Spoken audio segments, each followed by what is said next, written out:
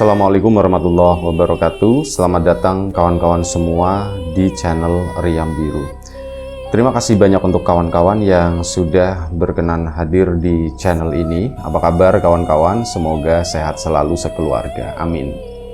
Baik, kali ini ada satu cerita datang dari Mas Wandi. Mas Wandi itu menceritakan tentang bapaknya, pengalaman bapaknya. Namanya Pak Rohman, wis lah biar gampang gitu ya. Mas Wandi sama Pak Rohman, biar nggak lupa-lupa nama. Nah, Pak Rohman ini dulu bapaknya Mas Wandi itu sewaktu masih muda. Jadi kejadiannya sendiri masih muda, dan waktu itu bapaknya Mas Wandi itu udah menikah. Cuman bukan sama ibunya Mas Wandi. Jadi bapaknya itu menikah 2 kali gitu ya. Nah, istri pertamanya itu meninggal, belum dikaruniai anak, kemudian menikah lagi sama ibunya Mas Wandi, dikaruniai anak Mas Wandi dan saudara-saudaranya seperti itu. Nah, ini kita mundur ke belakang di akhir tahun 80-an. Pak Rohman itu bekerja di sebuah rumah sakit sebagai seorang driver ambulan. Nah, banyak pengalaman yang dialami oleh Pak Rohman tadi selama menjadi supir ambulan tersebut. Salah satunya menurut Pak Rohman itu yang paling begitu ya, ini yang nanti yang akan diceritakan. Kalau yang pengalaman-pengalaman ya biasa-biasa aja sih itu banyak ya. Jadi begini, selain ngebawa mobil ambulan, kadang juga Pak Rohman itu bawa mobil jenazah. Nah, mobil jenazah itu agak sedikit gimana gitu ya, itu rasanya tuh beda daripada bawa mobil ambulan. Kalau bawa ambulan kan ya memang bawa orang sakit, ngejemput orang sakit, atau misal ada kecelakaan atau apa kayak gitu ya, butuh ambulan dan sebagainya. Kalaupun dipanggil, dulu itu nggak kayak sekarang ya. Sekarang itu kan gampang banget manggil ambulan. Kalau dulu nggak semua orang itu punya akses telepon. Biasanya orang itu datang ke rumah sakit langsung laporan, Pak, itu ada kecelakaan di sana, Pak. Ya udah, begitu ada laporan, nanti Pak Rohman itu langsung berangkat ke sana, nyusulin. Nah, udah kan. Ini pada ya pengalaman-pengalaman, maksudnya kalau misal bawa orang di tengah jalan meninggal kayak gitu, itu tuh sering, beberapa kali, nggak sering. Karena nggak sempet ketulungan ya, orang kecelakaan atau memang udah sakitnya itu udah kembang kempis, udah parah, di tengah jalan meninggal, tentu saja itu kayak jadi ya makanannya Pak Rohman. Salah satu resikonya itu seperti itu. Tentu saja mendengar kesedihan-kesedihan dari keluarga, sedih lah Pak Rohman begitu ya, bahwa orang kok meninggal. Dan memang beberapa kali Pak Rohman itu juga mengalami, kadang saat lagi misal jalan sendiri gitu ya, buat ngisi bensin atau apa misalkan. Nah, Pak Rohman itu sering suka kecium bau-bau aneh. Itu mobil kan yo dirawat ya, dibersihin, dicuci dan sebagainya. Cuman kok kadang keluar bau-bau kayak melati, bau-bau kayak kemenyan, bau-bau kayak minyak nyong-nyong. Ya semacam-macam lah bau-bau yang aneh yang seharusnya nggak muncul di dalam mobilnya tersebut. Tapi kadang muncul. Ya Pak Rohman biasa aja lah dengan hal tersebut. Sampai akhirnya ini pada suatu hari Pak Rohman itu dapat suatu panggilan. Jadi pihak keluarga itu langsung datang ke rumah sakit meskipun jaraknya itu jauh, karena ndak punya akses telepon waktu itu. Dan karena memang mungkin keluarga juga ndak ada ini ya, apa namanya, nggak ada kendaraan. Di situ ndak ada yang punya mobil di kampung tersebut. Dulu kan mobil masih barang mewah ya, apalagi di perkampungan. Mas Wandi nggak menyebutkan dari daerah mana soalnya. Nah, itu seperti itu, keterbatasan tersebut. Akhirnya apa? Ada warga itu yang datang, mungkin perjalanan durasinya sekitar setengah jam kali ya, datang ke rumah sakit sana buat minta bantuan itu. Keluarga saya ada yang sakit parah begini, butuh diangkut, intinya begitu kan. Ya sudah, Pak Rohman kan akhirnya sedia kan. dengan tugasnya siap malam itu. Dan sebelum kita lebih jauh ke dalam cerita, mohon izin numpang jualan dulu bawang gorengnya biji, bawang goreng renyah kualitas premium, tanpa campuran apapun, tanpa tepung, tanpa micin, tanpa yang lain-lain gitu ya, tanpa singkong juga. Nah, bawangnya sendiri bawang Brebes ya, bawang yang terkenal dengan aroma dan rasa yang kuat. Monggo. Kawan-kawan yang kemarin sudah sempat memesan, terima kasih banyak atas pesanannya. Untuk kawan-kawan yang mungkin belum sempat memesan, ditunggu aja pesanannya. Dan terima kasih ya kawan-kawan yang sudah berpartisipasi di aplikasi RIM, terima kasih banyak. Baik, kita lanjut cerita dari Mas Wandi tadi. Bapaknya malam itu berangkat dinas malam. Berangkat ke sana menuju ke rumah yang bersangkutan. Waktu itu sekitar jam 11 malam. Itu udah lumayan cukup malam ya, dan Pak Rohman pada saat itu juga jalan itu sendiri, ndak ditemenin sama seseorang.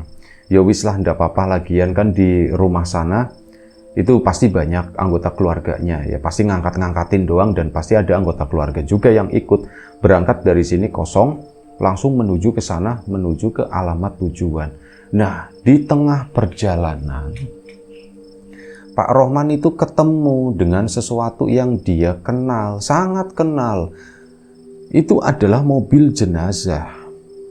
Papasan di dalam kampung tersebut, lagi gelap-gelapnya ngelewatin kebun-kebunan seperti itu, ngikutin orang keluarga tersebut ya kan, cuman ngasih, Pak nanti di sini Pak, tak tungguin di situ. Pak Rohman pun ke sana, ketemu lah Pak Rohman, sisanya ngikutin menuju ke rumah bersangkutan.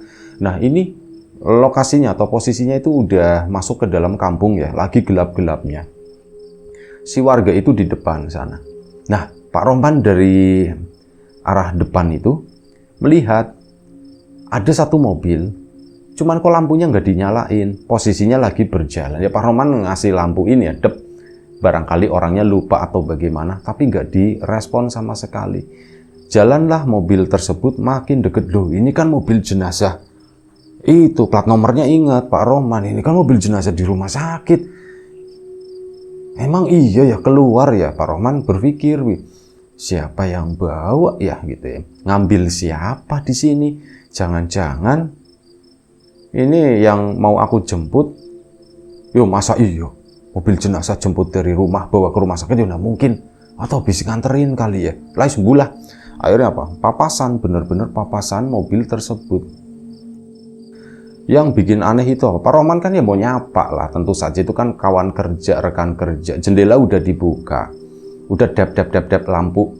Cuman apa? Di dalam mobil, lo kok nggak ada sopirnya? Kata si Pak Rohman. Lo kok nggak ada sopirnya? Mobil itu jalan gitu. Sampai di papasan, kursi kemudi sama kursi kemudi, kacanya nutup waktu itu. Cuman Pak Rohman itu tahu itu nggak ada orangnya mobil tersebut, dan lampunya itu nggak dinyalain, lampunya itu mati posisinya. Ya sudah, akhirnya kan papasan kan ke sana. Pak Rohman lagi ada tugas, nggak mungkin berhenti demi akrab-akraban doang sama itu, enggak, ini lebih darurat. Pak Rohman akhirnya ke sana, ngelihat ke arah spion, mobil itu tuh masih ada jalan ke sana, lampu belakang nggak nyala ya karena lampu depannya nggak dinyalain ya. Dan ya posisinya itu gelap, ke belakang itu gelap, nggak kelihatan apapun.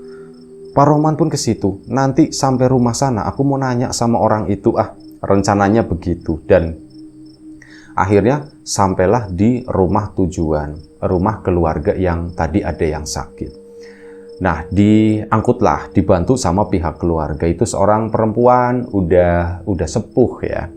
Dan akhirnya diangkut ke ambulan tersebut. Putar balik kan, langsung dibawa menuju ke rumah sakit sana.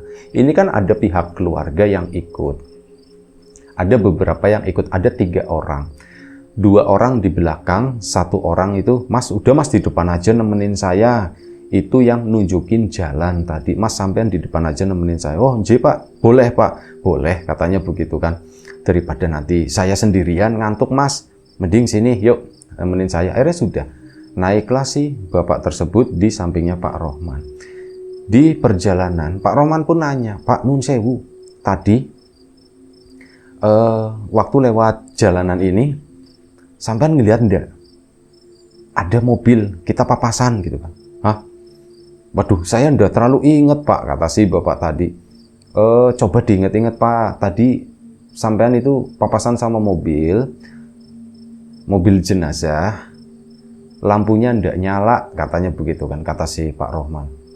Waduh, saya ndak inget Pak. Dan nggak lama setelah itu ketemu lagi, udah keluar dari kampung kali ini ya, udah ke jalanan yang lumayan cukup lebar, jalanan rayanya lah begitu. Nah udah di situ, nah, ini kan bawa orang sakit, tentu bawanya kan ngebut gitu. Zaman dulu jalanannya nggak sebagus sekarang, tapi jumlah pengendaranya itu juga sepi malam itu. Kalaupun ada rame itu lebih serem lagi, kadang kebo bawa bambu, delman apapun itu biasanya sih kerbau ya. Itu yang kereta yang bawa bambu panjang-panjang itu, atau sapi itu yang narik. Nah itu kan nggak pakai lampu, kadang kan nggak kelihatan, itu lebih bahaya lagi, tahu-tahu jedor begitu aja. Kadang yuk ada kebo itu berkeliaran di tengah jalan lepas atau bagaimana, itu pun ada. Nah cuman malam itu ya dibawa cepet lah sama Pak Rohman karena bawa orang sakit. Nah ini lagi cepet-cepetnya ketemu lagi sama mobil jenazah yang lampunya mati. Nah situ Pak Rohman, mas itu mas mobilnya mas itu, tapi udah kelewat si orang ini tuh nggak ngelihat. Aduh Pak, oh saya nggak merhatiin Pak. Sampean ya sudahlah, Pak Rohman pengen nyalain sampean itu gimana, cuma ini keluarga pasien gitu. Ya sudahlah mas, mungkin belum inilah, cuman itu emang sampean ngelihat Pak. Iya saya itu ngelihat tadi ada mobil jenazah, itu mobil dari rumah sakit Pak. Saya itu apal banget karena saya sering bawa juga kan. Itu lampu udah dinyalain dan ya nggak ada sopirnya mas, katanya begitu kan. Jangan-jangan Pak, ya sudah ngerti lah, saya juga nggak ngerti. Akhirnya Pak, kesanalah Pak Rohman nganterin pasien tersebut ke rumah sakit. Singkat cerita, sampailah di rumah sakit tersebut. Pasien pun diturunkan langsung ditangani. Nah, Pak Rohman kan istirahat dulu sejenak ya. Terus nyariin rekan-rekannya yang dinas malam. Dan waktu itu ada di situ dan dapat kabar kalau si salah satu rekannya itu namanya Pak Wahyu. Beliau ini adalah sopir mobil jenazah yang paling sering bawa mobil jenazah, itu meninggal malam itu.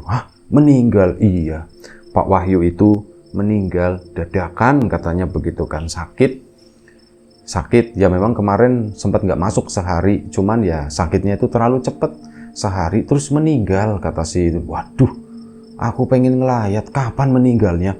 Tadi kok sekitar jam 9-an katanya. Oh jam 9-an. Jam 9 kan berarti sebelum aku ngambil pasien terakhir ya. Ngambil itu kan sekitar jam 11 dan pulang ke sana itu udah jam 12 lewat waktu itu. Dan waduh, berarti mungkin belum dimakamin ya kali, kata si Pak itu ya. Dan kata Pak Rohman, dan akhirnya apa? Ya niatin besok pagi aku mau ngelayat ke situ. Cuman hal itu bikin kaget. Pak Rohman pun akhirnya cerita sama temannya, aku tadi mobilnya ada di parkiran di situ. Tadi aku itu ngelihat mobil itu, katanya. Lihat di mana mas? Aku itu ngelihat di jalan. Itu waktu ngambil pasien terakhir itu di kampung. Itu mobil itu jalan sendiri, lampunya ndak nyala, mati, tapi jalan gelap-gelapan di jalanan gelap seperti itu.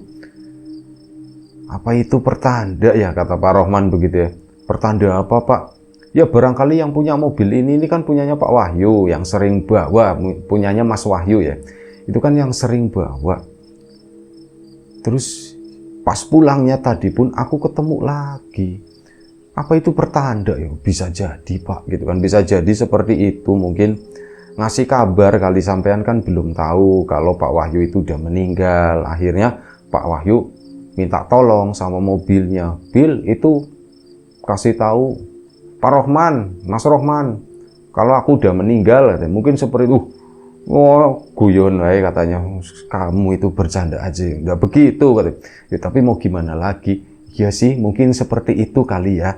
Cuman buat ngasih tahu doang kalau aku udah nggak ada, kata si itu ya. Dan akhirnya malam itu selesailah. Pak Rohman pun selesai dengan ininya ya. Waktu itu nggak ada tugas lagi, malam tenang, standby sampai sekitar jam 6 pagi. Pak Rohman pun siap-siap pulang. Nanti jam 7 itu shift paginya itu datang.